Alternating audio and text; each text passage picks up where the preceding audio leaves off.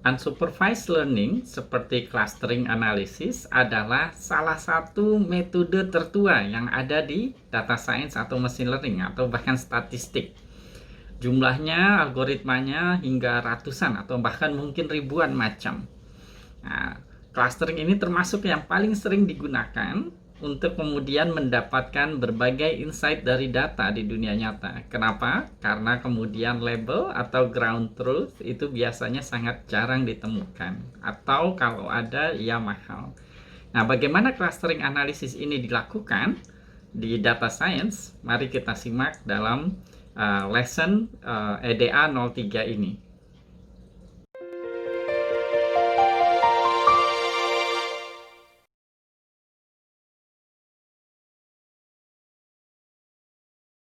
Mari kita mulai saja lesson kali ini. Kita akan membahas pendahuluan clustering. Jadi dasar-dasar clustering pada lesson ini kita hanya akan membahas K-means, tapi kita usahakan untuk membahas agak lebih dalam karena clustering ini secara teori mudah, namun nanti dalam penggunaannya dia agak sedikit tricky.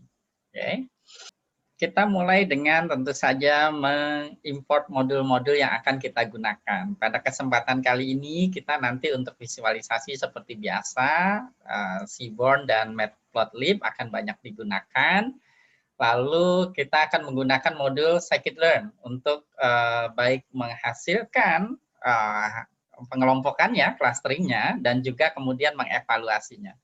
Nah, satu hal yang penting di sini adalah random state ya. Jadi ketika kita sudah menggunakan unsupervised learning dan supervised learning, jangan lupa untuk kemudian menyertakan ini ya, ini disebutnya nanti seed, agar kemudian hasil yang kita dapat itu repeatable. Karena beberapa algoritma di machine learning, dia menggunakan nilai-nilai random value, biasanya untuk inisialisasi.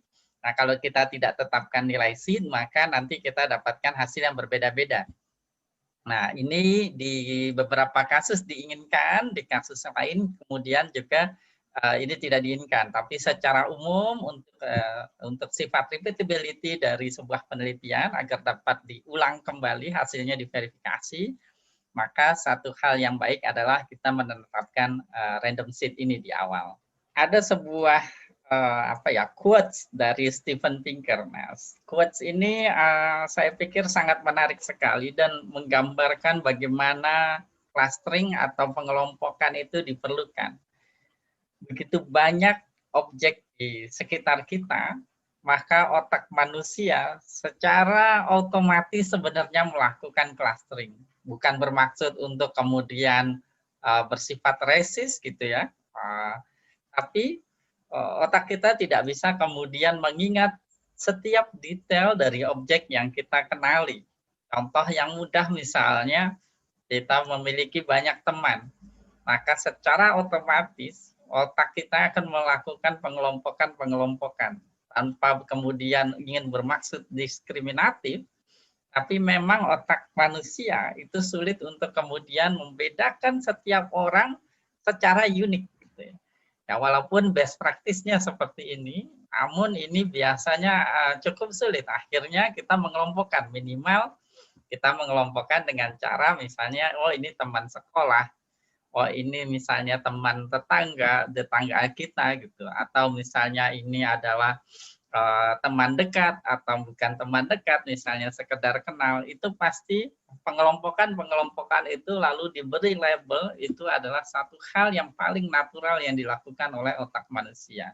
Seperti itu. Nah, oleh karena itu juga kemudian di machine learning, di data science, clustering ini menjadi salah satu model atau algoritma yang paling penting. Wabil khusus karena nanti di big data kita jarang sekali menemukan label. Nah, kalaupun ada label biasanya dilakukan secara manual dan itu cukup mahal. Nah, kita mulai dari di sini, dari definisi, karena ini sangat menarik sekali ya untuk mendefinisikan clustering ini atau pengelompokan itu agak tricky ya. Salah satu definisi yang kemudian banyak digunakan adalah pengelompokan atau clustering analysis adalah usaha untuk menemukan suatu struktur di data, struktur alamiah di data, sedemikian sehingga objek-objek di dalam satu kelompok atau satu klaster itu semirip mungkin, tapi objek-objek antar kelompok atau antar klaster itu sebeda mungkin. Atau nanti disebutnya adalah intra-klasternya jaraknya minimal, dan interklasternya jaraknya maksimal, seperti itu. Lalu kalau masih ingat di pembukaan dari video ini saya menyampaikan bahwa algoritma clustering itu jumlahnya ratusan atau mungkin ribuan, mungkin Anda bertanya-tanya benar nggak sih? Gitu. Ya silahkan Google di search di Google Scholar gitu. Kenapa bisa begitu banyak algoritma clustering dari definisi ini? Karena kemudian nanti konsep dekat atau jauh bisa didefinisikan bermacam-macam. Konsep similar ya itu bisa didefinisikan macam-macam. Ada begitu banyak rumus fungsi jarak. Bisa juga nanti berdasarkan jarak Euclidean, berdasarkan probabilitas, berdasarkan kepadatan data, dan masih banyak sekali. Nah, clustering ini biasanya itu dia suatu algoritma clustering hanya cocok untuk aplikasi-aplikasi tertentu. Sehingga itulah mengapa saya sampaikan di awal bahwa clustering ini itu teorinya mudah, tapi penggunaannya ini cukup rumit ya. Itu makanya saya ingin perlahan sekali membahas clustering ini. Aplikasi dari clustering cukup banyak ya. Nah, di sini ada secara umum dibagi dua, secara umum ya. Pertama adalah clustering untuk utility, contohnya untuk kompresi data, untuk indexing di information retrieval, mereka biasanya menggunakan clustering untuk membuat query-nya lebih cepat. Ada juga clustering untuk menemukan insight atau informasi, untuk mengerti berbagai topologi atau struktur alamiah di data. Kenapa saya bilang struktur alamiah? Karena nanti penggunaan algoritma clustering itu adalah bias yang diperkenalkan oleh si data scientist-nya. Nanti kita akan bahas lebih lanjut ya. Nah, jadi secara umum ada dua itu ya, ada dua tipe aplikasi dari clustering. Nah, yang akan kita lakukan di lesson ini adalah clustering analisis untuk mendapatkan insight atau informasi. Berbagai contoh aplikasinya di dunia nyata untuk clustering ini cukup banyak ya. Di antaranya untuk rekomendasi mudahnya adalah kita clustering item-item yang ada di marketplace, lalu kalau ada si A membeli suatu barang, maka kemudian barang yang dalam satu klaster juga direkomendasikan ke si A tadi, seperti itu. Atau market segmentation, kita melihat misalnya orang yang memakai motor tipe tertentu, nah ini kita karakterisasi misalnya jadi berapa kelompok, oh jadi 2 kelompok, yaitu kelompok misalnya pelajar dan pekerja gitu, seperti itu, dan seterusnya. Ini kemudian dari sana, dari customer segmentation ini bisa diterapkan lalu marketing atau pemasaran yang terbaik seperti apa, bahkan sampai bentuk iklannya seperti apa. Nah, ini adalah contoh dari penggunaan market segmentation.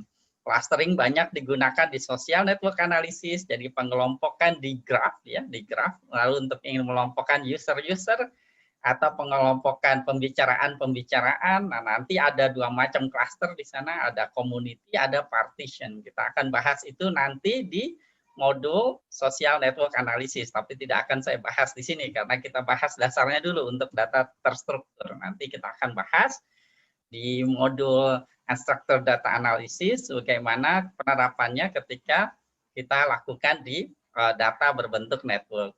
Nah, ini tadi juga sudah disampaikan juga, bisa untuk indexing di information retrieval untuk membuat query lebih cepat.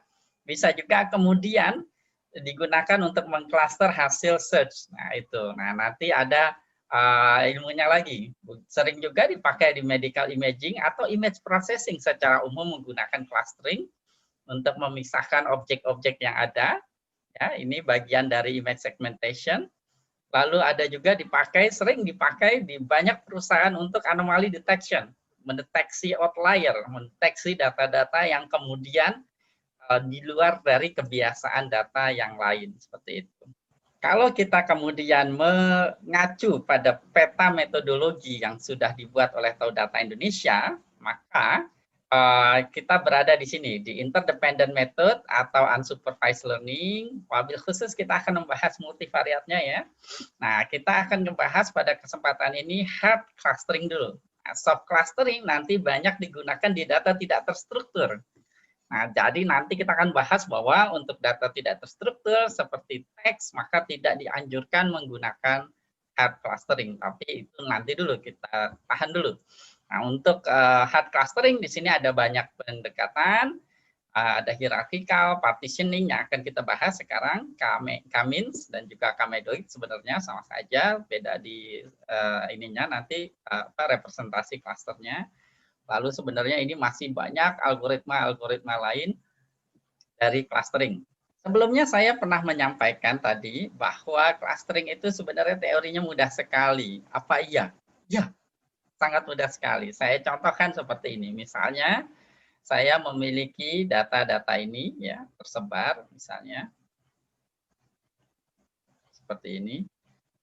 Lalu clustering dimulai dengan misalnya saya ingin mengelompokkan jadi berapa? Contohnya di sini misalnya saya ingin mengelompokkan jadi 2 kelompok. Nah, algoritmanya sederhana sekali, diawali dengan kita randomize dulu 2 buah centroid. Kalau kita menetapkan awalnya kita mau mengelompokkan jadi 2. Ya, jadi ini parameternya di K-means adalah K, jumlah cluster. Misalkan awalnya saya di sini, kedua centroid itu dihitung random ya.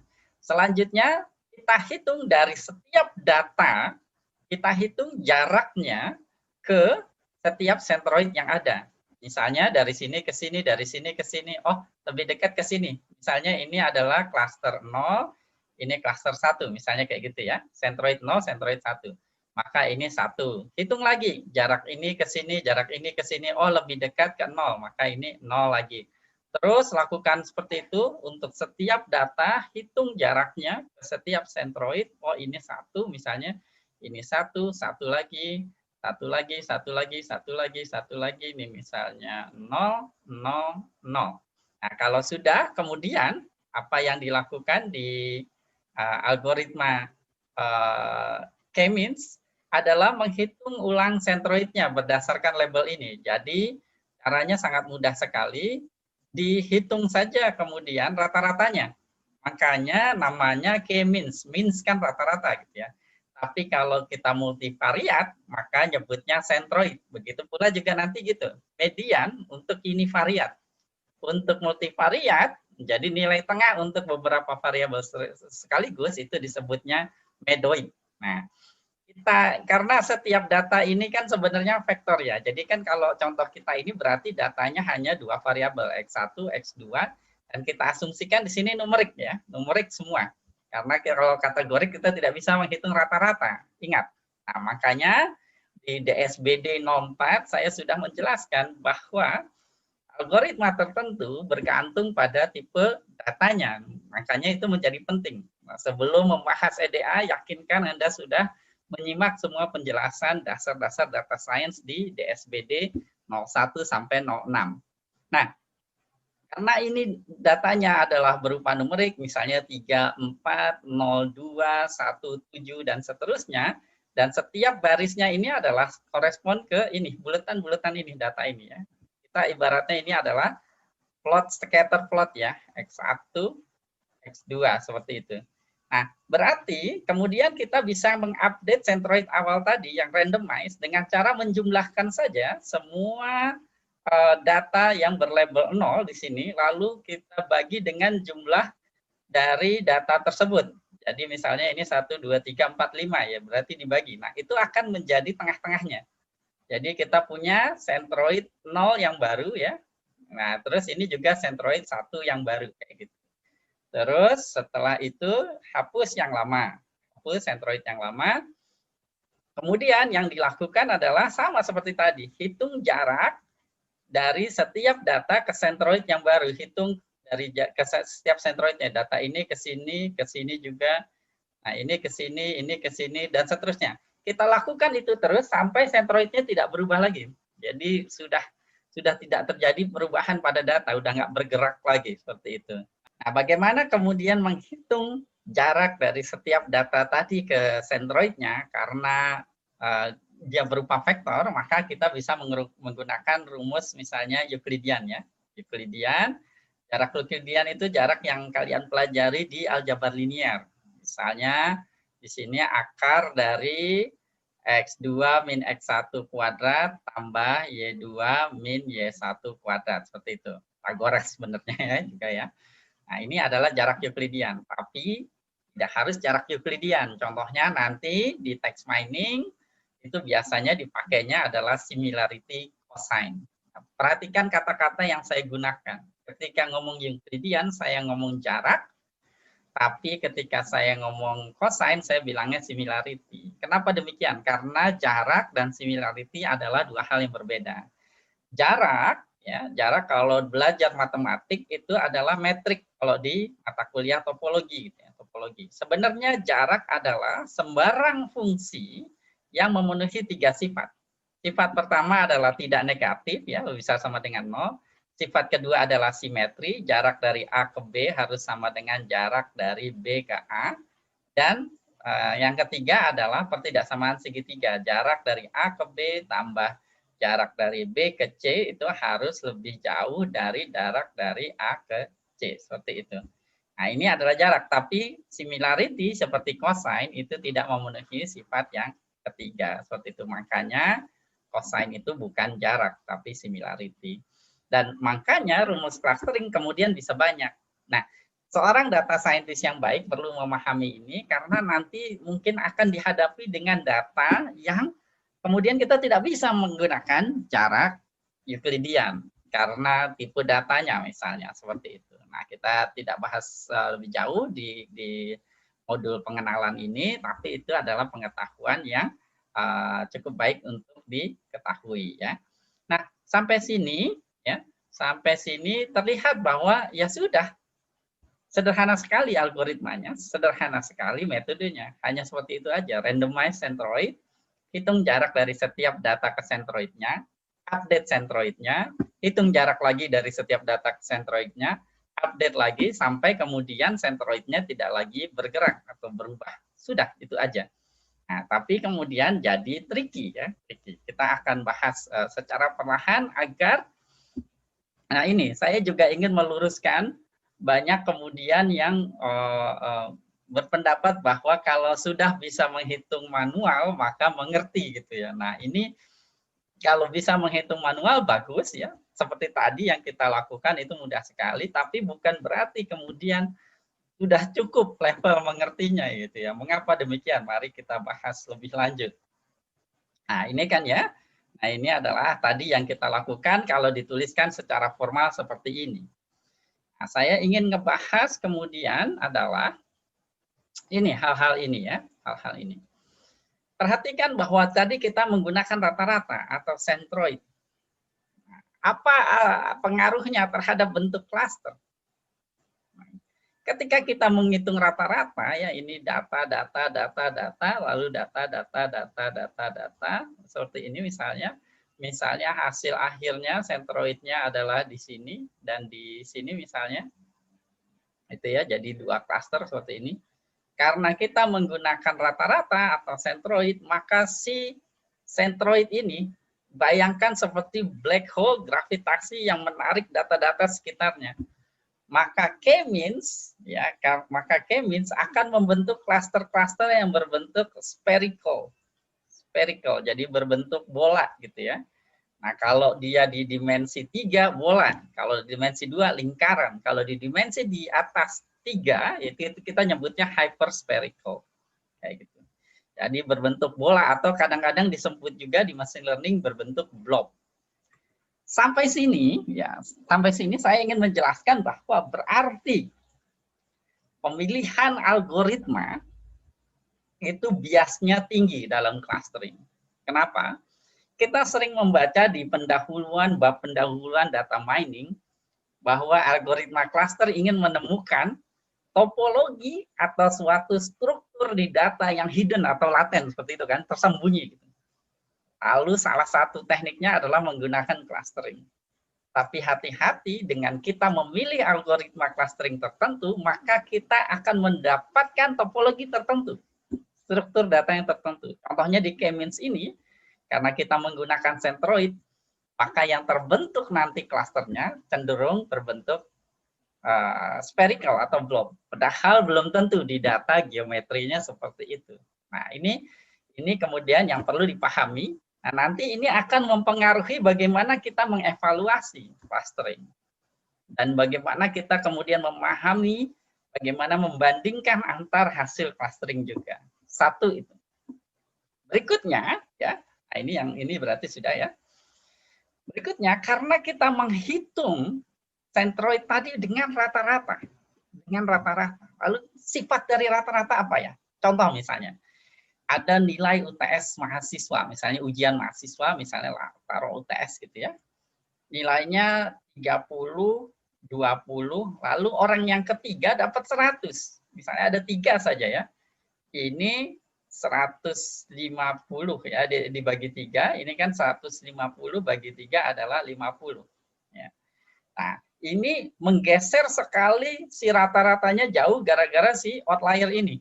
Ya, atau kalau lebih jelasnya lagi misalnya bisa ditambah 10 di sini, berarti 160 dibagi 4 ya berarti 40 gitu ya. Nah, ini akan menggeser outlier ini akan menggeser si nilai rata-rata cukup jauh. Bayangkan misalnya ada satu lagi data di sini. Ada satu lagi data di sini. Maka si centroid ini akan bergeser bisa jadi di sini. Ya. Nah, itu. Sehingga K-means dia tidak robust terhadap outlier. Kenapanya? Karena dia menghitung centroidnya menggunakan rata-rata. Itulah kemudian muncul metode K-medoid, di mana kemudian centroidnya bisa diganti dengan medoid, yaitu median. Instead of ngitung nilai rata-rata, K-medoid kemudian mencari nilai tengah, sehingga dia bisa lebih robust terhadap outlier. Tapi jarang sekali digunakan pada data yang besar atau big data karena kompleksitasnya meningkat sangat jauh dibandingkan K-means. K-means sendiri secara computational complexity itu sudah besar, ya. Apalagi kemudian kalau harus dirubah menjadi median. Tapi median memang lebih robust terhadap outlier. Nah, seperti itu. Nah, ini yang perlu dipahami kemudian dari K-means. Perhatikan bahwa metodenya tadi sederhana sekali ya. Sekedar tentukan centroid awal random, hitung jarak dari setiap data ke setiap centroid, yang terdekat kemudian dilabeli ke sana, update centroidnya, lalu ulang sampai centroid tidak berubah. Sudah begitu saja. Ya, tapi kemudian kalau kita memahami lebih jauh, dari rumus-rumus sederhana yang digunakan, nah kita membiasakan diri dengan memahami, mengerti rumus yang sederhana sebelum nanti ketemu rumus-rumus yang lebih kompleks di data science tingkat lanjutnya, seperti itu. Oke, jadi ini perlu dipahami ya, bias dari penggunaan algoritma clustering ini, K-means. Nah, tantangannya itu tadi ya, tantangannya tadi adalah computational complexity. Ya bayangkan saja kita punya while, misalnya true ini maksudnya centroidnya masih pindah-pindah terus di sini, lalu for setiap data, d in data gitu ya. Lalu di sini for misalnya k kecil in k besar gitu. Terus kita hitung jarak tadi. Ini kan berarti nested looping tiga kali ya, ini kan on pangkat 3 ya, bukan on pangkat 3. Kalau ini misalnya m, di sini n, ini p, ini m kali n kali p gitu ya, atau ya seperti itu. Jadi ini kompleksitasnya cukup tinggi ya, cukup tinggi. Nah, tantangan berikutnya adalah mengevaluasi. Nah, kalau K-means kan berarti asumsinya adalah klaster yang baik itu adalah klaster yang compact, yang membentuk bola yang padat gitu, kayak planet-planet. Itulah mengapa planet-planet berbentuk bola, karena gravitasi ke tengah kan, tengah gravitasi. Makanya bumi datar itu nggak masuk akal karena gravitasi ke tengah tapi bentuknya kayak pizza, kan nggak mungkin.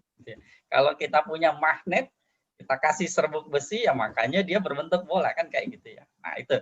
Nah K-means juga sama. Bayangkan seperti itu, dia berbentuk bola. Sehingga nanti kalau ada metode lain, clustering lain yang nggak pakai centroid, maka tidak bisa dibandingkan dengan optimasi dari K-means ini yang akan nanti menghitung jarak terhadap centroidnya. Lah, Metode clustering lain kan nggak pakai centroid, jadi nggak adil untuk membandingkan dengan suatu evaluasi yang berdasarkan centroid. Nah, nanti kita akan bahas lebih lanjut, jadi evaluasinya ini tricky sekali. Terus juga interpretasi ya, pada kasus-kasus tertentu ini interpretasi juga merupakan tantangan bagaimana menginterpretasi di clustering. Tapi nanti untuk kasus K-means kita punya bantuan nanti parallel coordinate plot untuk melakukan interpretasinya. Nah, untuk interpretasi ini nanti sangat bergantung pada domain knowledge. Makanya saya di DSBD menyarankan untuk clustering hanya dilakukan oleh data scientist senior, jangan yang junior. Data scientist senior selain mengerti seluk-beluk dari algoritma dan metode, dia juga biasanya lebih paham terhadap domain knowledge-nya karena sudah bekerja lebih lama. Kalau yang junior kan baru saja bekerja di institusi, sehingga mungkin belum memahami seluk-beluk dari permasalahan yang ada di perusahaan tersebut. Nah, baik, untuk keperluan kita di lesson ini, saya akan menggunakan data yang sederhana saja ya, kasus sederhana dengan data iris yang sudah kita pernah gunakan di lesson sebelumnya, EDA02.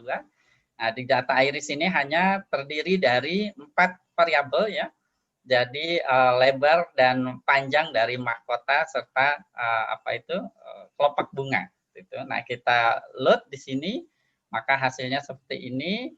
Ya, ada 4 variabel ini. Sebenarnya data iris itu adalah data untuk klasifikasi, jadi dia punya label, tapi karena kita clustering, maka kita hanya pakai variabel indikatornya saja, variabel targetnya tidak kita gunakan, begitu ya. Kita bisa plot kemudian datanya. Nah, seperti terlihat di sini ya, dan juga sudah dijelaskan sebelumnya di EDA02, maka ini cenderung untuk mudah di kelompokkan dan maupun nanti diklasifikasikan. Ya, bayangkan kalau kita taruh centroid di sini, dan di sini, maka kita bisa mendapatkan hasil clustering yang cukup baik kayak gitu. Begitu pula di sini ya, di sini. Nah, seperti itu. Nah, ini menunjukkan bahwa ya dengan clustering saja kita bisa dengan K-means saja kita bisa mengelompokkan data ini dengan baik. Tapi nanti kalau kita kelompokkan misalnya hasilnya tidak seperti ini. Tapi hasilnya nanti misalnya kayak gini ya, berbentuk seperti bulan sabit misalnya.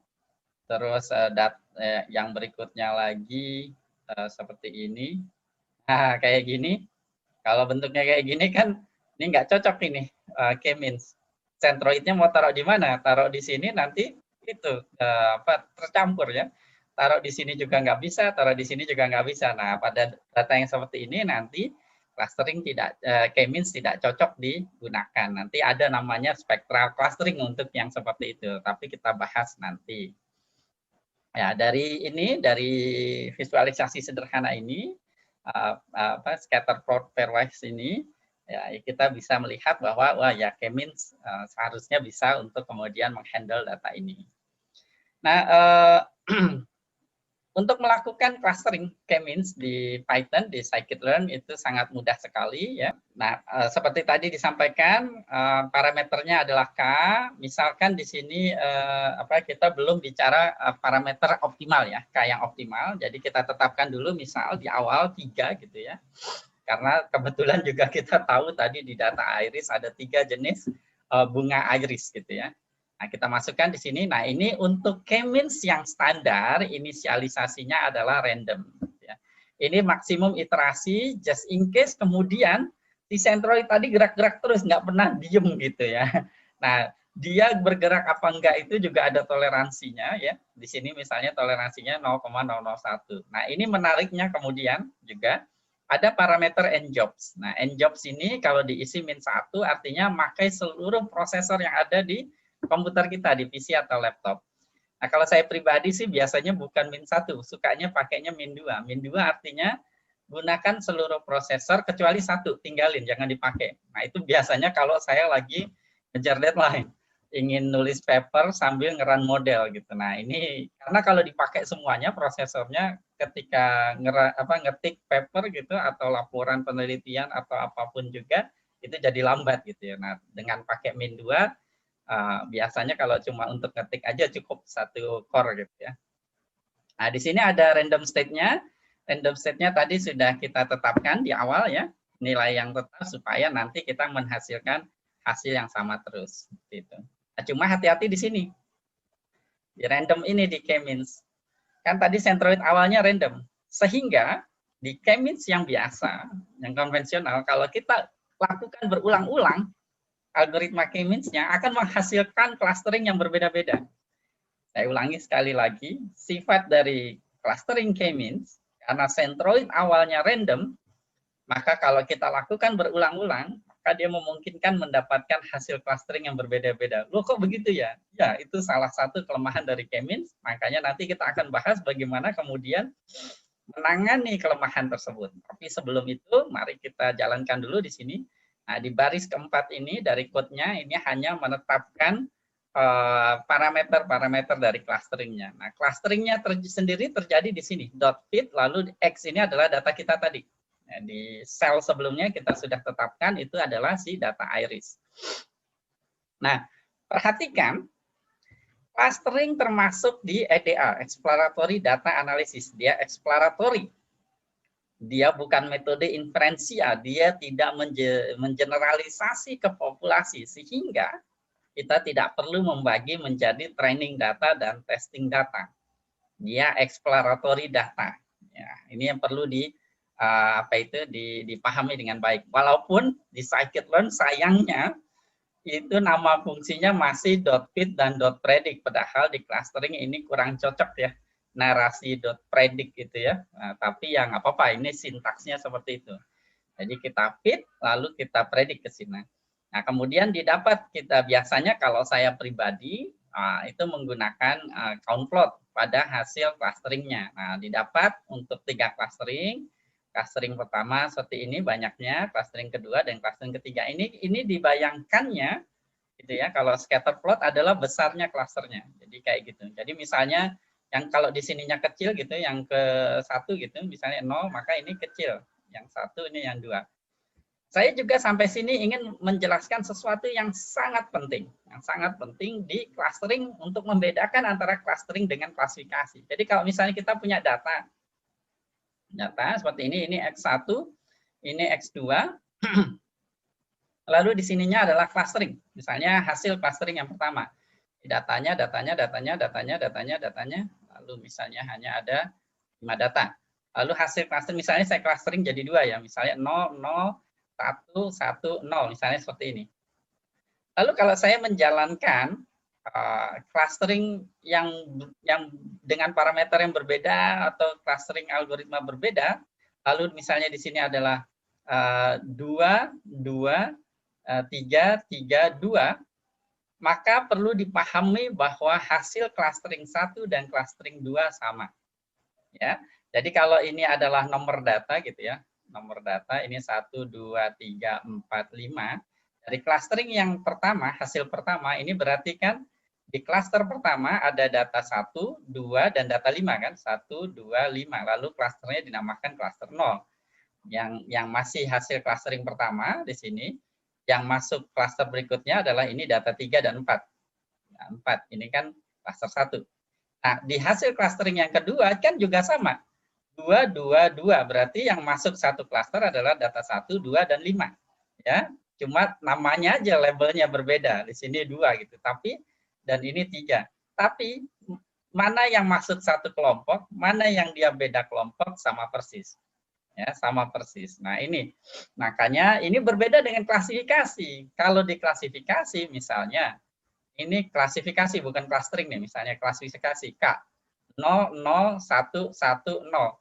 Nah, 0 dan 1 ini tidak bisa ditukar. 0 jadi 1, 1 jadi 0. Kalau di clustering kan boleh ya. Ini kita sebut cluster 1, ini cluster 0. Sama saja siapa yang dimasuk di cluster ini, siapa saja yang masuk di cluster ini.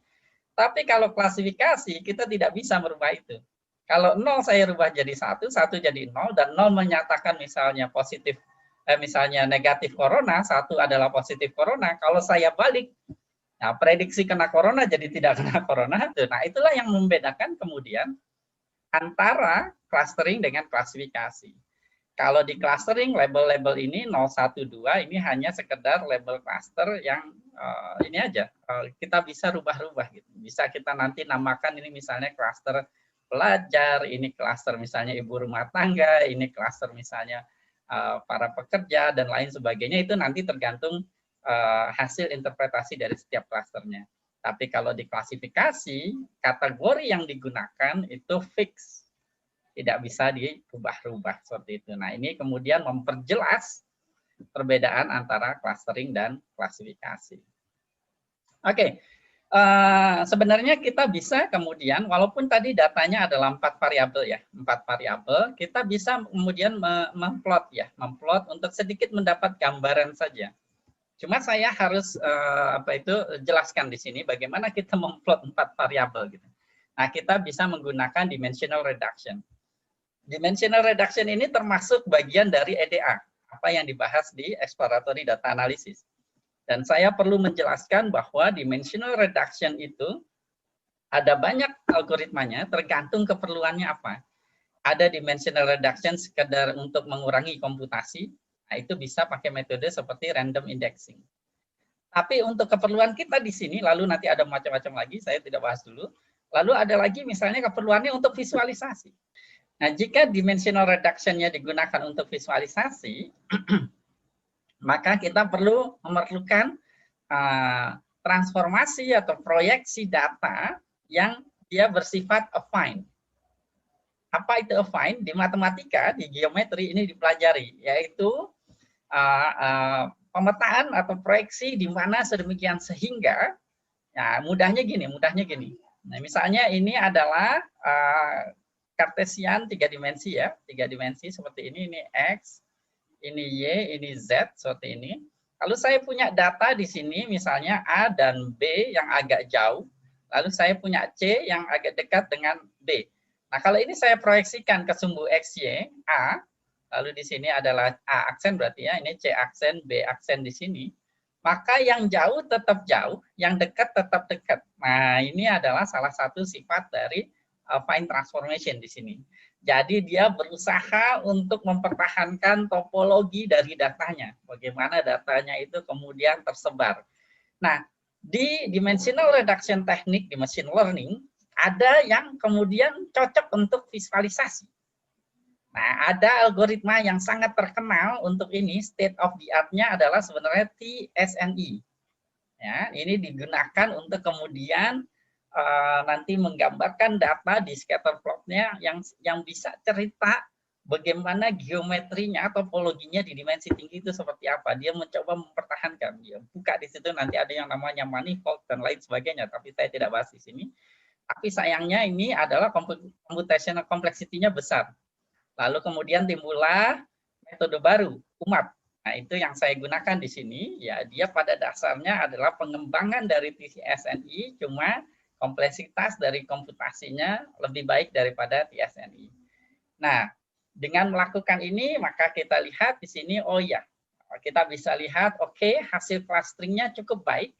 Ya, antara yang merah lalu ini di layar semoga cukup jelas. Nah, paling ini nih yang agak out of place gitu ya, seperti itu. Tapi secara umum kita lihat hasil clusteringnya cukup baik. Berikutnya kita akan membahas bagaimana kemudian kita akan mengevaluasi clusteringnya seperti itu ya. Nah, oke. Mudahnya adalah karena di algoritma kita tadi adalah menghitung jarak dari setiap data ke setiap centroidnya, lalu memilih mengassign suatu data ke centroid tertentu jika dia jaraknya paling minimal, maka kayak tadi ya, jadi seperti ini misalnya ini gitu ya, nah, kan gini kan, ini data-data kita, lalu ini centroidnya, saya contohkan 2 saja gitu ya. Nah, karena algoritmanya memang ingin mengoptimasi, berarti kan bisa minimum, bisa maksimum. Tergantung permasalahannya dalam hal ini adalah minimum. Karena algoritmanya ingin meminimumkan jarak dari setiap data ke centroidnya. Seperti ini, misalnya ini adalah D1, D2, D3, D4, D5, D6. Lalu ini misalnya D7, ini D8, dan seterusnya. Gitu ya. Maka mudahnya kita hitung saja jaraknya, lalu kita rata-ratakan. Nah, jarak dari setiap data ke centroid ini ya, total jaraknya itu disebut sebagai inersia. Inersia. Di scikit-learn kita menyebutnya inersia. Nah, ya sudah, itu bisa menjadi salah satu cara kita untuk mengevaluasi hasil clusteringnya. Jadi inersia yang semakin kecil berarti adalah hasil k-means-nya paling baik seperti itu. Nah, ini. Nah, perhatikan tapi ini ya, atau dengan kata lain ini berarti meminimumkan itu tadi ya, apa itu intra distance. Jadi di dalamnya saja, tapi inersia ini tidak memperhitungkan belum inter distance, jarak antar cluster. Untuk itu nanti kita punya evaluasi namanya silhouette coefficient, tapi kita belum ke sana dulu. Kita akan gunakan ini dulu, inersia, untuk melakukan evaluasi awal terhadap hasil clustering K-means-nya ya. Nah, yang perlu saya sampaikan di sini adalah jangan sekali-kali menganggap nilai inersia ini seperti error. Ini kesalahan, salah satu kesalahan data scientist pemula adalah mengira ini inersia ini, nilai inersia ini, jarak dari setiap data ke centroid adalah error.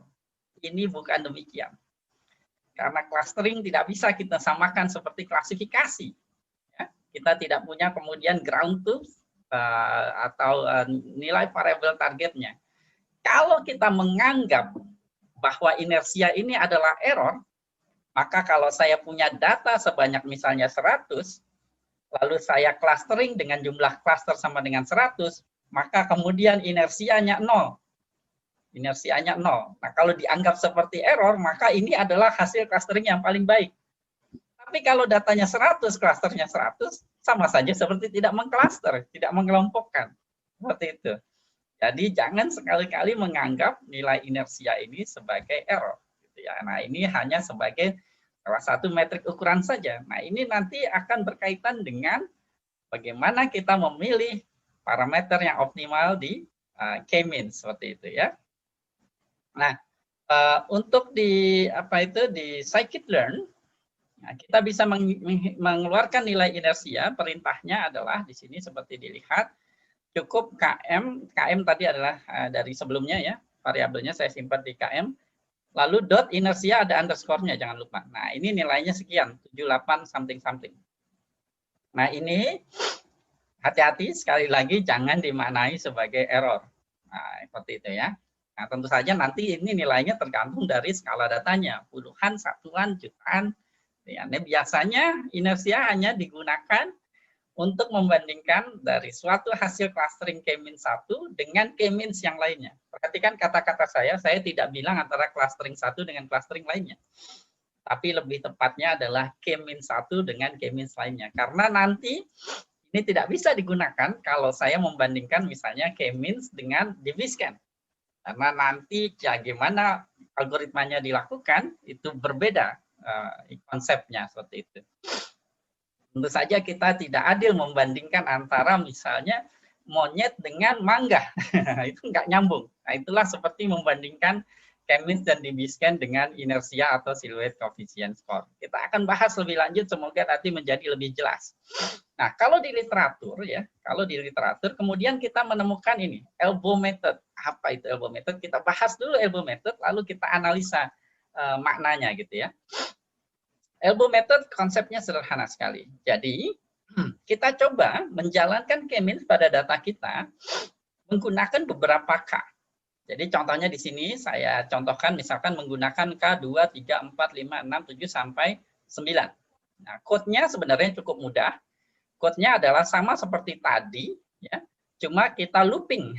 Kita looping di sini K-nya berubah-ubah dari 2 sampai 10. Silahkan akses ADSP 01 dan 02 ya. 01 dan 02 untuk memahami looping ini. Ini looping sederhana saja kok. Nah, situ sudah dibahas bahwa range bisa dilakukan seperti ini. Nah, ini kan Python sangat memudahkan sekali untuk analisa data. Itulah mengapa Python sangat populer untuk data science dan machine learning. Bayangkan ini dilakukan di bahasa pemrograman lain gitu ya.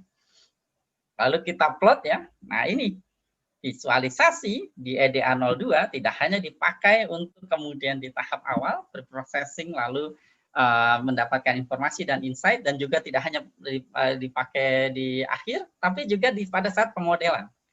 Nah, ketika kita plot, biasanya kalau di buku-buku data yang indah dan baik-baik, datanya seperti ini, lalu dia membentuk kayak tangan, lalu ada sikunya gitu. Nah, ini berikutnya dari sini. Selalu ya, kalau dari visualisasi itu faktor subjektivitasnya itu naik gitu ya. Nah, tergantung nanti orangnya penilaian ini sikunya di mana nih. Mungkin bisa di sini ya atau di sini gitu ya. Nah, ini jangan khawatir. Nah, ini yang berikutnya yang ingin saya bahas. Misalnya nampak di sini siku itu kayak perbedaannya mencolok gitu ya, mencolok ya, turunnya tajam gitu ya. Lalu mulai landai di sini. Nah, seperti terlihat pasti dia makin landai.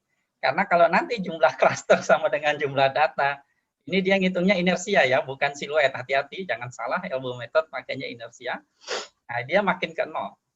Nah, itulah kemudian tadi, makanya jadi penting saya menjelaskan bahwa inersia bukan error. Dan elbow method ya perlu dipahami kalau di sini kan misalnya contoh taruhlah bahwa di sini optimalnya 3, maka menurut elbow method nilai cluster yang dianjurkan adalah 3. Cuma kesalahan para data scientist junior adalah mengira bahwa K-nya harus 3. Ini yang kemudian tidak tepat, ya. Ini tidak tepat. Yang benar adalah ini hanyalah anjuran atau rekomendasi. Bukan berarti kalau K-nya 2 atau K-nya 4 itu salah.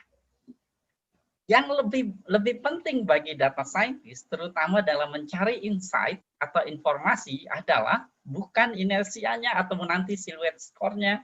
Yang terpenting adalah kemudian informasi atau insight apa yang didapat. Sehingga ya ini hanya rekomendasi saja. Sehingga yang lebih penting adalah interpretability. Kalau K-nya 3, bisa diinterpretasi enggak? Dan ada informasi berharga atau tidak? Kalau tidak, maka kalau pengalaman saya pribadi mengerjakan beberapa proyek data science, ya tidak harus pakai ini gitu ya. Nah, kalau saya pribadi di dunia nyata biasanya saya mencoba menginterpretasi nilai K yang dianjurkan dan nilai K di sekitarnya.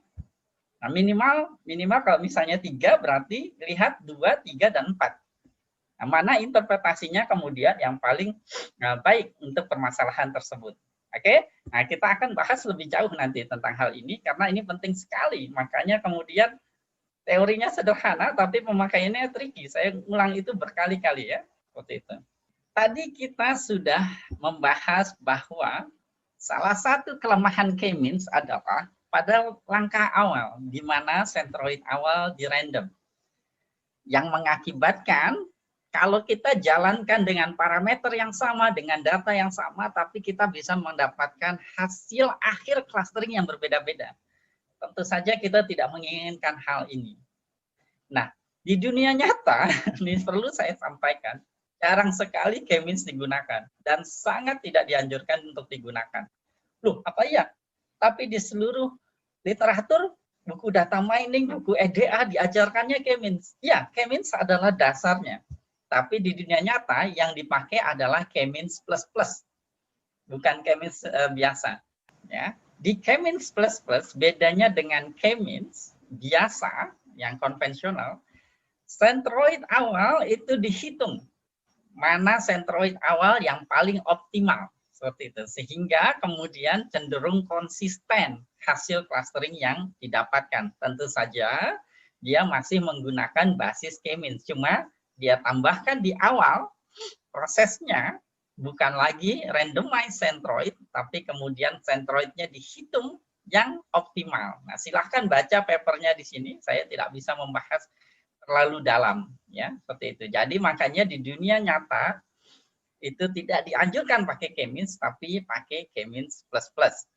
Nah, kelebihannya di sini, seperti kalau dibaca di papernya, jumlah iterasi selain tadi ya, selain masalah randomized centroid yang sudah solve, nah, kelebihan lainnya adalah kemudian jumlah iterasi yang dibutuhkan untuk konvergen di K-means plus plus itu jauh lebih sedikit.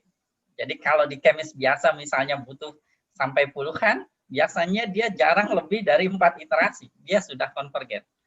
Tentu saja, tapi proses penentuan centroid awal tadi, computational complexity-nya juga cukup signifikan.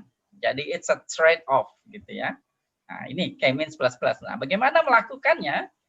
Di scikit-learn itu sangat mudah sekali. Jadi kalau kita perhatikan di sini ya, kalau kita perhatikan di sini, ini sama persis ya, sama persis dengan sebelumnya sintaksnya ya. Jadi di sini hanya bedanya kemudian inisialisasinya kalau tadi randomize, maka kalau di sini adalah K-means plus plus. Sisanya sama, random state, end job, toleransi, maksimum iterasi, dan seterusnya. Nah, di sini misalnya saya simpan dalam variabel KMPP, lalu hasil clusteringnya C, KMPP, .fit, .predictnya sama, seperti itu. Nah, kalau dilihat di sini hasilnya kurang lebih sama dengan K-means ya, untuk yang data ini. Tapi nanti untuk data yang lain, yang lebih kompleks, itu mungkin bisa jadi berbeda. Kenapa ini sama? Beda kok Pak, kayak yang tadi. Ingat, 012 tidak berpengaruh. Kalau ini saya pindah ke sini, ini saya pindah ke sini, hasilnya sama kayak yang tadi. Seperti itu ya. Jadi untuk kasus ini kebetulan mendapatkan hasil yang kurang lebih sama antara K-means dengan K-means plus plus. Tapi secara umum, K-means plus plus itu lebih baik dan sangat dianjurkan untuk digunakan ketimbang K-means. Jadi defaultnya jangan K-means, tapi K-means plus plus. Nah, kalau kita plot juga, maka makin nampak ya. Makin nampak bahwa hasilnya memang kurang lebih sama. Ini kan adalah tadi yang kita lihat juga sebelumnya di scatter plot dari hasil K-means. Nah, di K-means plus plus juga kita dapat seperti itu. Nah, ini scatter plotnya juga saya ingin terangkan sedikit bahwa UMAP-nya, proyeksinya tetap saya pakai yang lama. Kan bedanya hanya kemudian labelingnya saja, pewarnaannya saja, ya kan? Seperti itu. Nah, maka tidak perlu kemudian mengenerate lagi dimensional reduction-nya. Masih terkait K-means ya, masih terkait K-means. Kemudian saya ingin juga menyampaikan bahwa tadi kita sudah singgung sebenarnya bahwa K-means itu secara umum dia komputasinya sangat tinggi. Ya, kita lihat nested looping ada 3 di situ. Jadi kalau sama-sama N kan berarti N pangkat 3 gitu ya, kalau jumlah cluster, tapi ya bayangkannya gitulah, nested 3 gitu ya, 444 gitu ya. Nah itu kan sangat besar.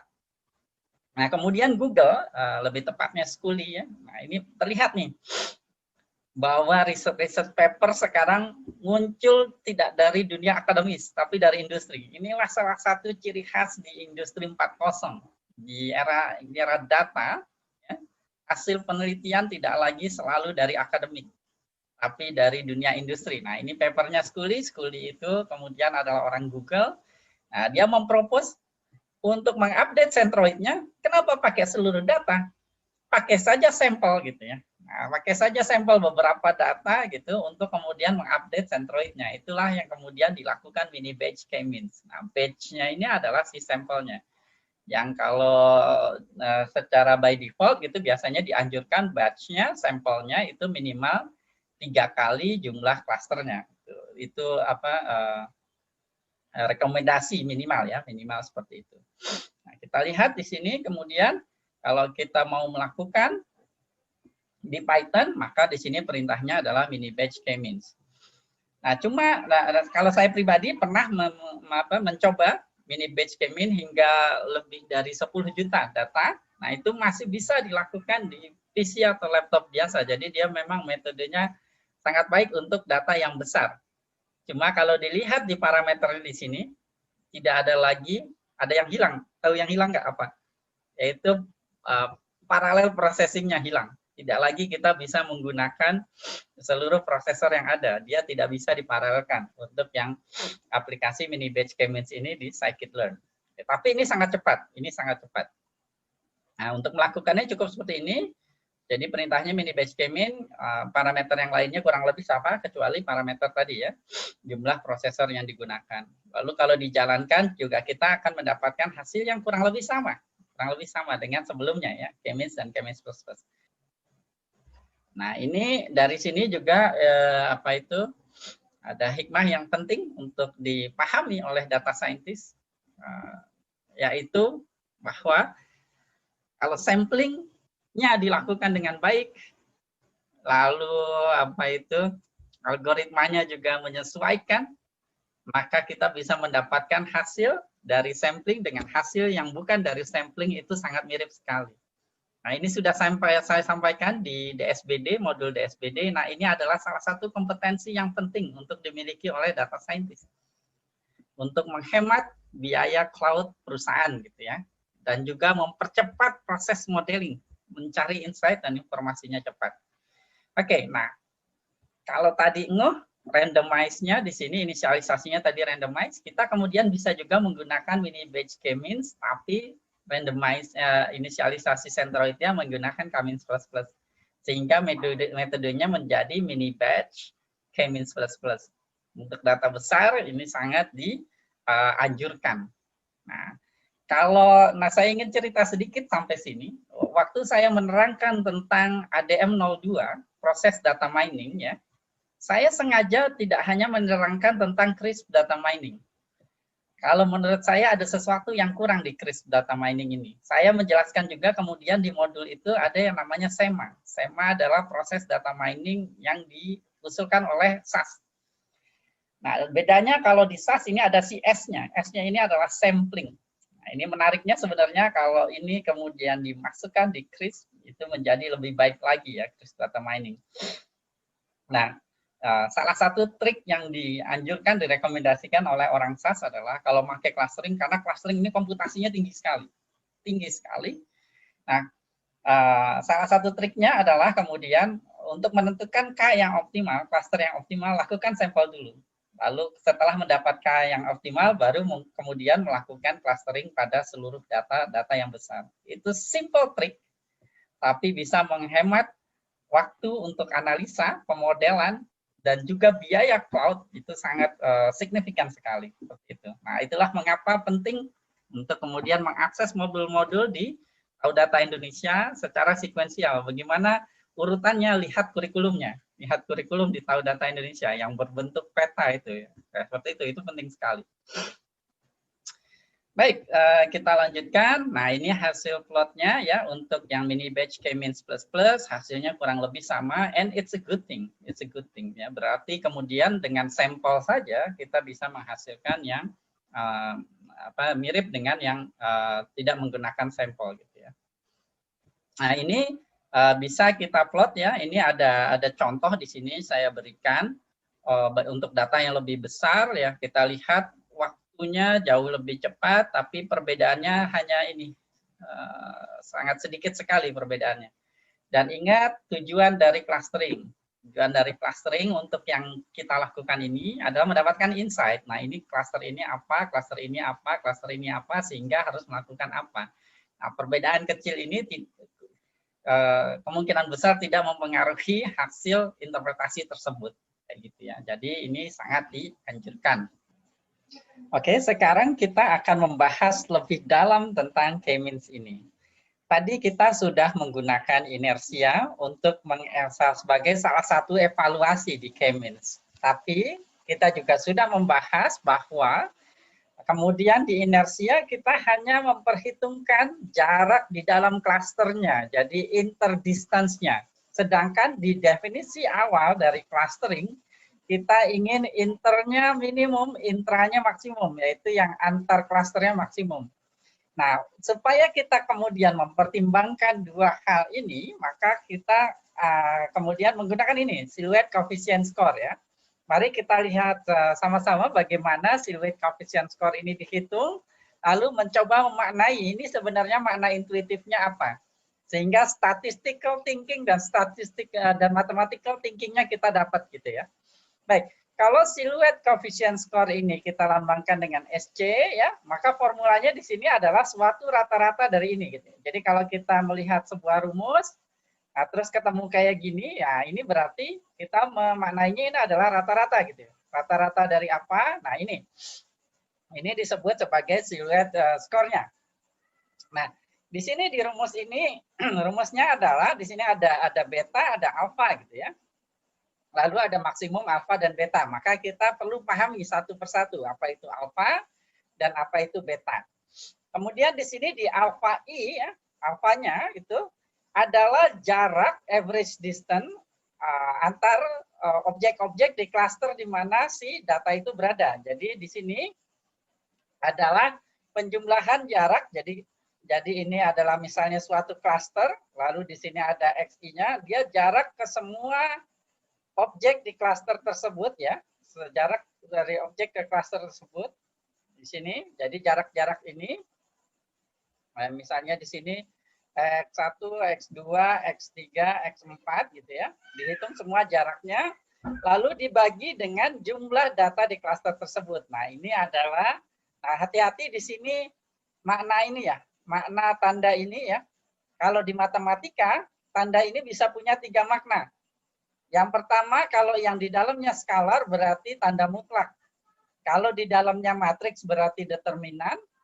Kalau di dalamnya himpunan berarti adalah cardinality atau banyaknya elemen di himpunan tersebut. Nah, makanya hati-hati dalam memaknai ini karena ini artinya adalah banyaknya elemen di klaster tersebut seperti itu. Nah, sedangkan ini adalah tanda mutlak. Nah, ini adalah rata-rata jarak dengan data lain di klaster tersebut ya. Nah, itulah alpha I. Lalu apa itu beta I? Nah, beta I di sini kemudian adalah jarak antara objek kita, misalnya tadi ini si XI ini, dengan sentroid terdekatnya. Misalnya di sini ada lagi nih tetangganya ya. Nah, ini ada sentroidnya, ini ada lagi misalnya klaster lain, tapi ini bukan tetangga terdekat.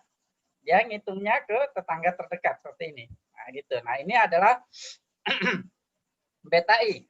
Nah, setelah mendapatkan alpha I dan beta I, kemudian rumus siluet koefisiennya adalah beta I dikurang alpha I dibagi maksimumnya. Karena dibagi maksimumnya, maka nilainya tidak akan lebih dari 1. Ya kan? Karena dibagi maksimumnya, maka nggak akan lebih dari 1. Nah, karena ini beta I dikurang alpha I tidak dikuadratkan, tidak tanda mutlak, maka dia bisa negatif, bisa positif.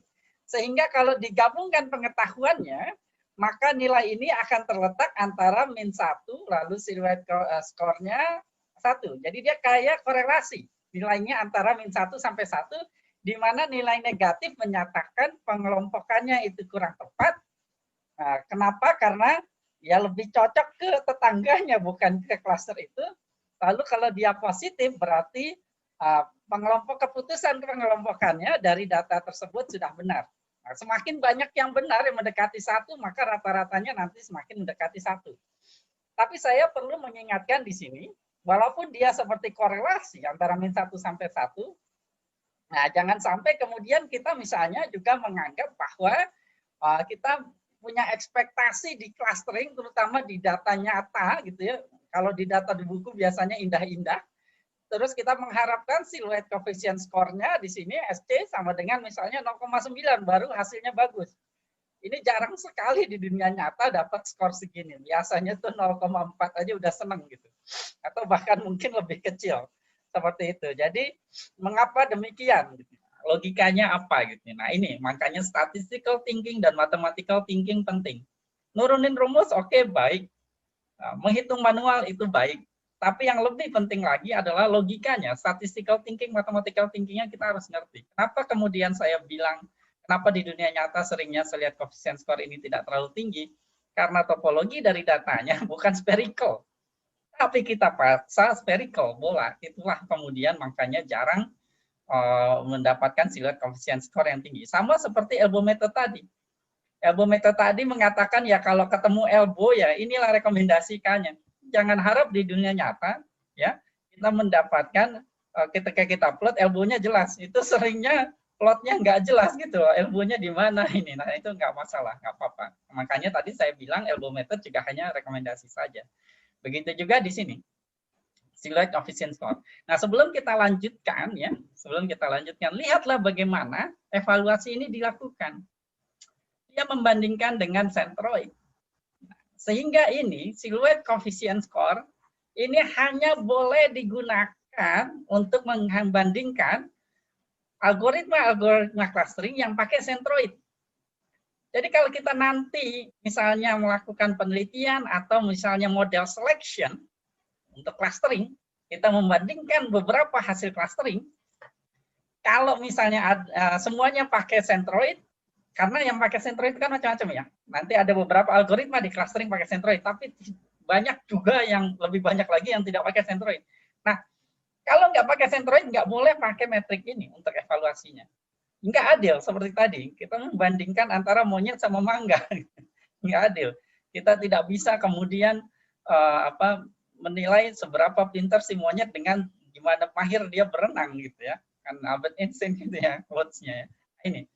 Lihatlah bagaimana ini dihitung, kita pahami dengan baik filosofinya, maka kemudian kita bisa menyimpulkan bahwa, nah itu makanya tadi di awal lesson ini saya sampaikan, salah satu tantangan dari melakukan clustering adalah melakukan evaluasinya. Jadi silahkan gunakan ini, siluet koefisien skor, untuk mengukur seberapa baik algoritma clustering yang menggunakan centroid. Karena di dalamnya dia memang mengoptimize based on distance to centroid. Algoritma lain mungkin tidak demikian, algoritma clustering lain. Nah, itu adalah pelajaran yang sangat penting. Nah, inilah berarti memahami sampai paham-pahamnya ya. Kelemahan dan kelebihannya seperti itu.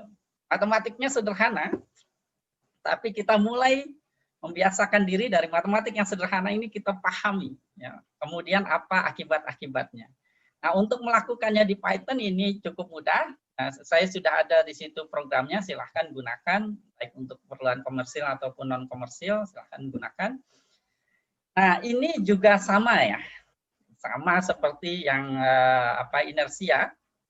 Kita tidak bisa hanya melihat nilai inersianya atau siluet koefisien skornya saja. Karena bisa jadi nanti kalau jumlah K yang besar itu nanti akan menghasilkan nilai yang kemudian lebih baik juga, tapi kemudian ya belum tentu juga. Nah, ini ada cara yang kemudian cukup baik di Python ya. Nah, ini ada bisa kita visualisasikan antara siluet koefisien skor dari setiap klasternya. Lalu kita tidak menginginkan kemudian ada klaster yang terlalu kecil. Nah, makanya kemudian membalance-nya adalah seperti ini caranya. Jadi kita lihat di sini adalah threshold dari siluet koefisien skor yang baiknya. Nah, kita menginginkan jumlah klaster sedemikian sehingga setiap, nah ini seperti ini. Setiap klasternya memiliki siluet koefisien skor yang baik gitu ya. Dan tapi kemudian ukurannya kurang lebih seragam seperti ini. Nah, inilah yang kita inginkan ya pada contoh ini. Nah, kita tidak terlalu menginginkan ini misalnya ada klaster yang terlalu besar dan siluet koefisien skornya ini kalau di zoom lewat enggak ya kayak gitu. Ini juga nih ya terlalu kecil dan tidak melewati ini gitu ya. Nah, kita menginginkannya balance seperti ini. Nah, pada kasus data di atas maka ini bisa kita gunakan. Jadi itu cara menggunakan siluet koefisien skor. Jadi tidak melihat siluet koefisien skornya saja. Nah, ini saya jelaskan di DSBD 06. Di DSBD 06 saya sampaikan namanya curse of dimensionality. Di mana pada kasus data tidak terstruktur kita maksain pakai k-means, ada klasternya gede, terus kecil di sampingnya. Silakan lakukan eksperimen sendiri kalau ingin kemudian lebih meyakinkan hal tersebut. Nah, ini dia siluet koefisien skornya bisa jadi tinggi, tapi ini sangat tidak informatif, tidak ada insight apa-apa. Nah, makanya kemudian cara ini bisa digunakan untuk menghindari hasil yang seperti ini. Tapi ini inherent di algoritmanya k-means. Karena kemudian dia mengoptimalkan itu tadi, compactness dari topologi datanya seperti itu. Nah, saya harap semakin kemudian mahir dalam menggunakan k-means, walaupun sederhana, seperti yang saya sampaikan, cara makainya tricky sekali. Oke. Nah, kita bisa juga, nah karena k-means, k-means plus plus, mini batch k-means, dan mini batch k-means plus plus semua menggunakan centroid, maka kita boleh melakukan hal ini yang saya tunjukkan di layar. Kita bandingkan nilai siluet koefisien skornya. Ingat ya, karena sama-sama menggunakan centroid, maka kita boleh membandingkannya dengan siluet. Nah, terlihat di sini nilainya kurang lebih sama. Ini is a good thing for mini batch k-means. Karena artinya dengan sampling, hasilnya bisa mendapatkan hasil yang kurang lebih sama dengan kalau kita tidak menggunakan sampling. Itu di big data pengaruhnya sangat besar sekali. Sangat besar sekali. Bisa menghemat waktu dan biaya yang sangat besar. Nah, saya perlu menyampaikan hal ini. Kalau di kuliah dulu biasanya saya sampaikan ini di awal, tapi kemudian saya pikir-pikir coba saya taruh di sini. Kenapa? Karena mungkin dari penjelasan saya sebelumnya tadi, masih ada pemirsa yang mungkin kurang bisa mengiyakan ketika saya mengatakan bahwa yang optimal dari yang elbow method tadi bukanlah wajib harus itu yang dipakai, tapi interpretability-nya. Ada yang kemudian langsung mengiyakan kalimat saya, ada yang kemudian kayaknya mengerutkan dahi. Apa iya nih, Taufik salah nih gitu ya. Biasanya kemudian saya jelaskan dengan ilustrasi ini. Misalkan kita punya kartu remi ya, atau kalau orang Jawa nyebutnya kartu bridge. Nah, kalau kita punya kartu remi ini ya, yang suka nongkrong biasanya tahu. Nah, ini kan bisa saja kita clustering dengan 2 cluster kan. yaitu kita kelompokkan ya kartu-kartu yang merah dengan kartu-kartu yang hitam. Boleh nggak? Boleh, karena saya maunya seperti itu. Orang lain mau mengelompokkan jadi 4 berdasarkan bentuk-bentuknya, hati, wajik, randu, keriting gitu kan, jadi 4. Boleh nggak? Boleh. Ada orang lain caranya beda lagi, yang angka, yang huruf, sama yang joker. Jadi 3 klasternya. Boleh nggak? Boleh. Ada lagi yang 4 juga, tapi caranya berbeda. Atau ada cara lagi yang berbeda lagi. Boleh nggak? Boleh kan? Pertanyaan selanjutnya, mana klaster yang lebih baik? Yang paling baik? Nggak ada kan? Nggak ada. Tergantung kemudian adalah kebutuhannya. Ya. Tergantung pada kebutuhannya. Apakah yang ini lebih baik dari yang ini? Tidak juga. Ini ya benar, ini juga benar. Dan tidak ada degree kebenarannya. Nah, itulah sifat dari clustering. Tidak ada hasil cluster yang salah. Yang kemudian hanyalah apakah tujuan clusteringnya tercapai atau tidak. Nah, apa tujuan clusteringnya? Di antaranya, karena ada banyak tujuannya, di antaranya tadi di awal kita tetapkan bahwa tujuan kita adalah mendapatkan insight atau informasi, latent information dari datanya yang dimana informasi tersebut tidak bisa kita dapatkan lewat query misalnya seperti itu. Nah, jadi ini ya, tidak ada ground truth-nya. Nah, kemudian ada pertanyaan mungkin. Nah, pertanyaannya adalah, kalau saya ingin membandingkan hasil clustering antara clustering yang berdasarkan centroid dengan hasil clustering yang tidak berdasarkan centroid, bagaimana caranya? Bagaimana caranya? Nah, ada caranya, tapi tidak pakai yang tadi, silhouette coefficient score. Nah, yang tadi, ya, silhouette coefficient score dan inersia itu disebut sebagai internal evaluation. Internal evaluation adalah evaluation score yang didasarkan pada cara kerja dari clusteringnya. Ya, jadi rumus evaluasinya dibentuk dari bagaimana algoritma clusteringnya dilakukan. Nah, yang kedua ada caranya namanya external evaluation. Apa itu external evaluation? External evaluation kemudian memanfaatkan golden standard. Perhatikan saya ngomongnya golden standard, bukan ground truth, bukan variable target. Apa itu golden standard? Jadi ini. Jadi misalnya kita punya data ya, data seperti ini, X1, X2. Lalu kita sudah mengetahui di domain knowledge-nya, misalnya perusahaan, manajer kita atau orang yang senior di perusahaan, dia sudah mengetahui di sini golden standardnya nilainya bahwa data ini sebaiknya masuk satu klaster, data ini data yang pertama, kedua satu klaster, dengan yang ketiga beda klaster dan seterusnya. Lalu dibandingkan nanti hasil clustering kita dengan hasil si golden standard ini. Nah, tapi di dunia nyata ini sangat jarang sekali ada. Sangat jarang sekali ada, lebih jarang dibandingkan dengan ground truth atau label di classification. Nah, golden standard ini lebih jarang karena dia nanti mengevaluasinya juga agak lebih tricky, yaitu pairwise comparison namanya. Saya bahas di Tahu Data Indonesia. Nah, sampai situ saya ingin lanjutkan dulu ke sini ya. Untuk yang tadi kemudian tidak percaya bahwa apa ya benar Pak Taufik, setiap clustering itu nggak ada yang salah. Ya Pak Taufik ini ngawur nih, sesat gitu ya. Ini data scientist sesat nih. Gitu. Kalau tidak percaya silahkan baca ini Impossible Theorem. Ya, di Impossible Theorem ini menyatakan silahkan dibaca di sini Impossibility Theorem menjelaskan bahwa ya tentang hal tadi bahwa tidak ada clustering yang benar dan tidak ada yang salah juga berarti ya. Nah, silahkan baca papernya di sini, 2 paper ini. Ini adalah paper yang berkualitas bagus ya dari NIPS, jadi bukan paper abal-abal dari conference yang tujuannya hanya nyari duit atau fokus conference gitu ya. Nah, ini silahkan dibaca. Jadi selain berdasarkan pengalaman saya pribadi, juga berdasarkan tentu saja literatur, ya, Impossibility Theorem for Clustering. Silahkan dibaca. Jadi tidak memungkinkan bagi kita untuk mendapatkan clustering yang paling optimal generally, universally, kalau menggunakan evaluasi internal. Tapi tidak demikian nanti kalau kita menggunakan evaluasi eksternal. Nah, eksternal seperti yang saya sampaikan tadi.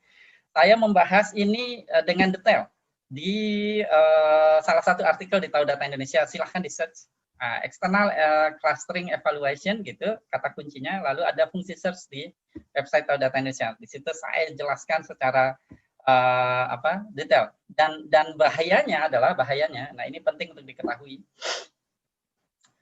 external evaluation di clustering metriknya namanya sama kayak di klasifikasi, yaitu kayak misalnya F1 score dan NMI, Normalized Mutual Information, tapi cara ngitungnya beda antara yang di clustering dengan di klasifikasi. Kalau di clustering cara ngitungnya dengan comparison, pairwise comparison. Kalau di klasifikasi tidak perlu pairwise comparison karena labelnya dia maknanya tunggal. Nah, silahkan akses di Tahu Data Indonesia. Di sini saya hanya akan menunjukkan saja bagaimana dihitung di Python. Ya. Nah, kalau menggunakan external evaluation ini, golden standard, nah, contohnya di data iris kita tadi, kita bisa memisalkan si ground truth-nya itu sebagai golden standard nih, misalkan ya.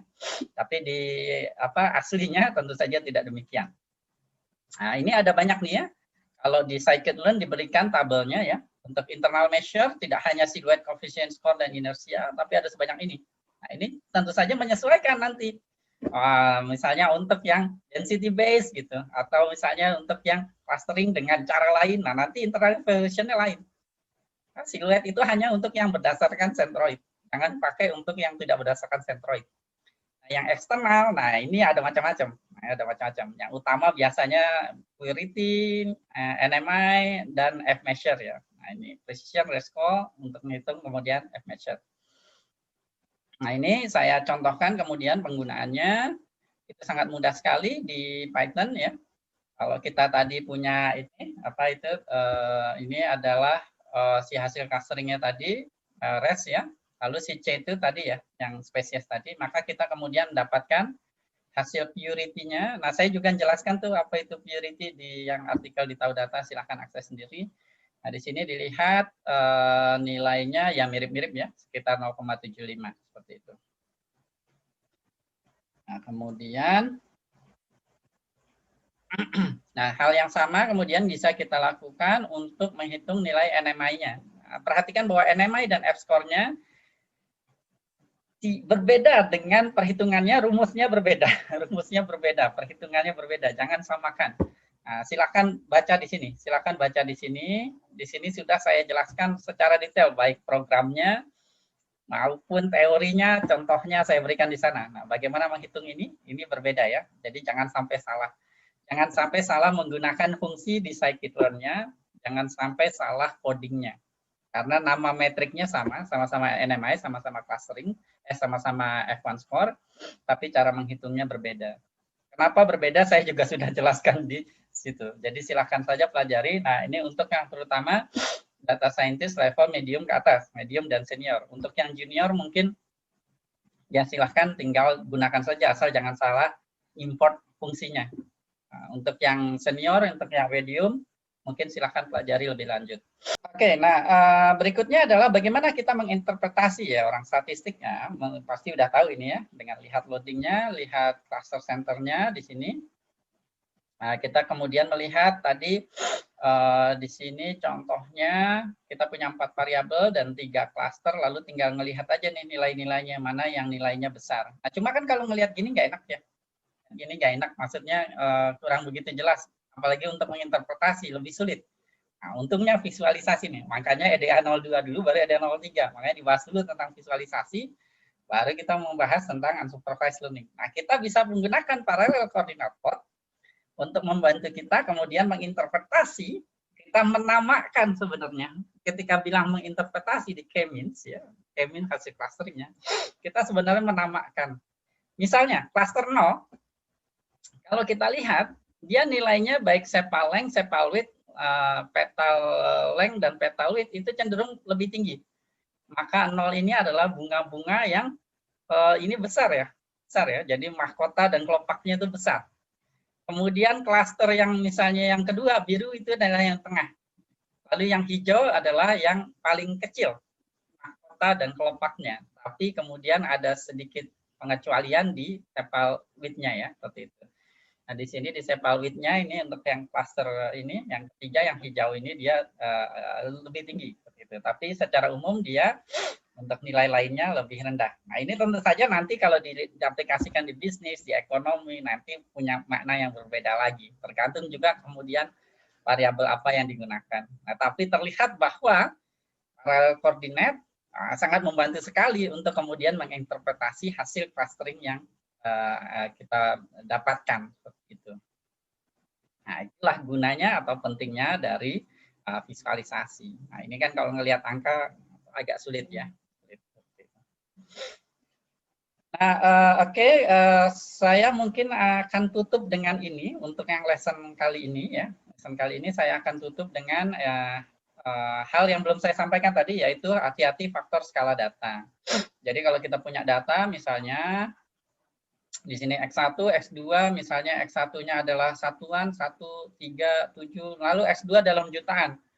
1 juta, 2 juta, terus dan seterusnya 7 juta gitu ya. Maka lakukan ini ya, scaling, normalisasi, min max atau standardize dari variabel ini. Karena kalau enggak nanti ini akan mempengaruhi hasil clusteringnya. Jadi yang faktor-faktor variabel lainnya jadi tidak terlalu berpengaruh. Karena ngapa? Kenapa demikian? Karena ngitung jarak. Ngitung jarak akhirnya hanya dipengaruhi oleh faktor ini, variabel dengan skala yang besar. Oleh karena itu jangan lupa untuk melakukan scaling di dunia nyata nanti, terutama kalau skala datanya berbeda jauh. Nah, hati-hati juga tadi ya asumsi topologi data untuk di K-means. Ingat, biasnya adalah kita yang menentukan topologinya. Jadi bukannya kita menemukan struktur di datanya, hati-hati. Ya kita sudah mengasumsikan dari awal bahwa datanya itu berbentuk spherical, padahal belum tentu. Nah, jadi bisa jadi kalau misalnya kita sudah coba optimalkan K-means, lalu tidak mendapatkan hasil yang baik atau interpretable, bisa jadi kemudian topologi asli di datanya itu tidak berbentuk spherical seperti itu. Nah, K-means juga berarti yang standar dengan jarak Euclidean tidak bisa digunakan untuk data kategori. Ingat, kita menggunakan rumus jarak yang kita gunakan adalah Euclidean yang kemudian hanya terdefinisi dengan data numerik, tapi tidak kategorik. Nah, untuk data yang kategorik berarti kita membutuhkan rumus yang lain dengan cara yang lain. Seperti itu. Nah, K-means juga terakhir tidak saya anjurkan untuk data yang berskala besar. Ini sangat lambat sekali. Nah, bahkan di Hadoop itu tidak tidak dianjurkan menggunakan K-means, dan kita baca-baca paper-papernya bahwa memang dia tidak cocok di sana, apalagi di K-means ini banyak iterasi looping yang itu tidak cocok untuk DDDC, distributed data, distributed computing. Silahkan akses DSBD modul DSBD untuk melihat apa maksudnya DDDC ya, distributed data, distributed computing di big data seperti itu. Nah, untuk data teks nanti, untuk datanya tidak terlalu besar, ada cosine. Nah, saya pikir cukup dulu untuk yang pendahuluan clustering. Nah, kita di lesson ini hanya membahas yang centroid based, cuma nanti di modul selanjutnya EDA 04 kita akan bahas clustering dengan yang lainnya, untuk keperluan lainnya, seperti di BISCAN, hierarchical clustering, dan juga clustering-clustering yang lain. Sampai bertemu di modul atau lesson selanjutnya di Tahu Data Indonesia.